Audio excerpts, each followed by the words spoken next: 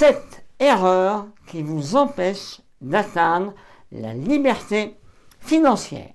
Bonjour, mon nom est Christian Dumois, je suis l'auteur du livre Les 17 lois indispensables pour atteindre le succès financier et aujourd'hui je vais justement vous parler de 7 erreurs qui vous empêchent d'atteindre ce fameux succès financier. La première erreur, c'est de jouer aux riches. Qu'est-ce que ça veut dire de jouer aux riches? Eh bien, c'est de vivre au-dessus de ses moyens.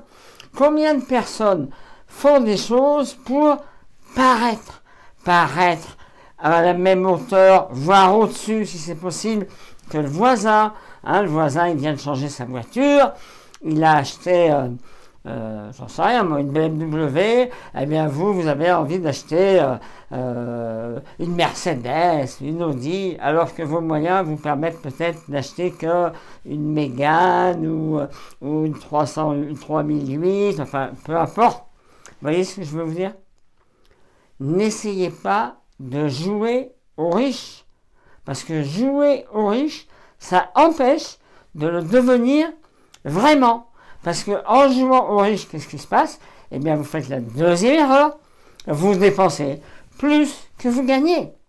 Et comment vous pouvez épargner, qui est la base pour s'enrichir, si vous dépensez tout votre salaire? Donc, la deuxième erreur, c'est de dépenser tout son salaire.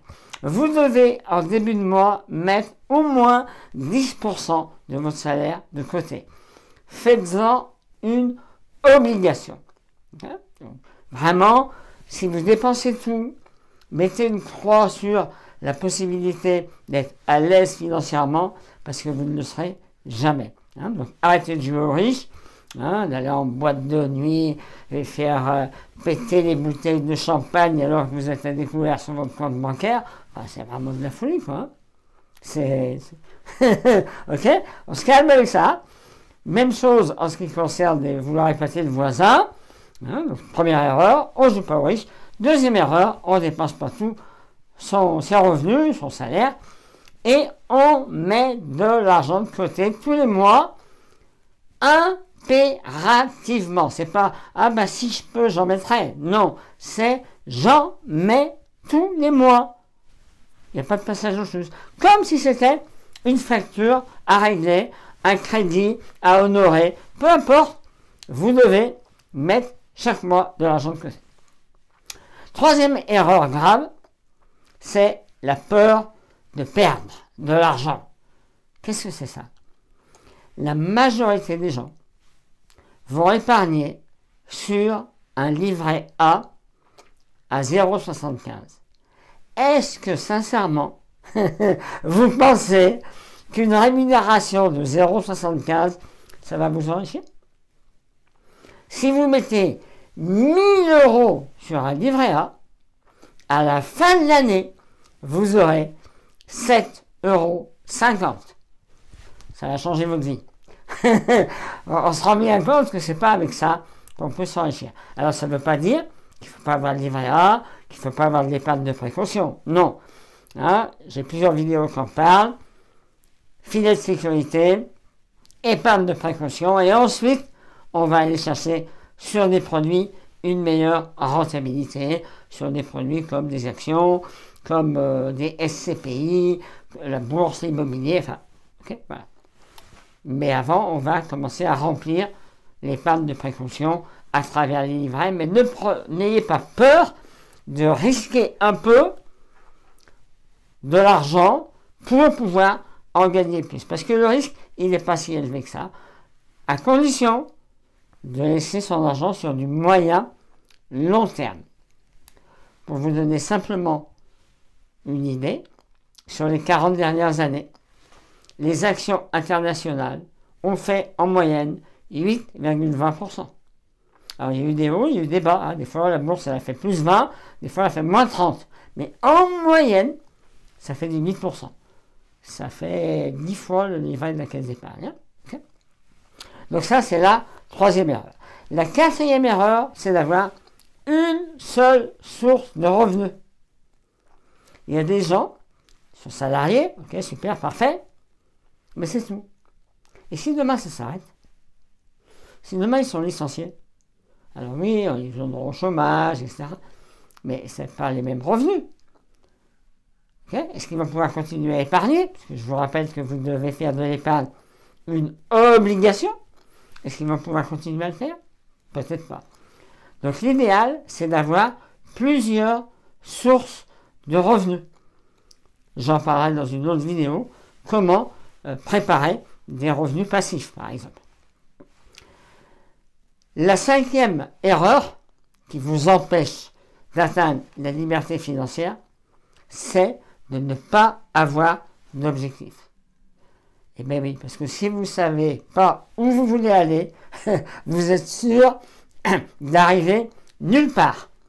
Hein, vous pouvez bien avoir le meilleur GPS du monde, si vous ne lui rentrez pas de destination, il va vous amener nulle part. Donc ce qui est vraiment important, c'est d'avoir des objectifs précis. Pour ça, vous pouvez utiliser la méthode SMART. Hein, j'en parle dans plein de vidéos. S comme spécifique, M comme mesurable, A comme ambitieux, R comme réaliste et T comme temporel. Okay, mais ayez des objectifs pour savoir où vous allez et vérifier si vous êtes bien sur le chemin qui vous amène à ces objectifs. La 6e erreur qui vous empêche d'atteindre la liberté financière, c'est un manque de culture financière.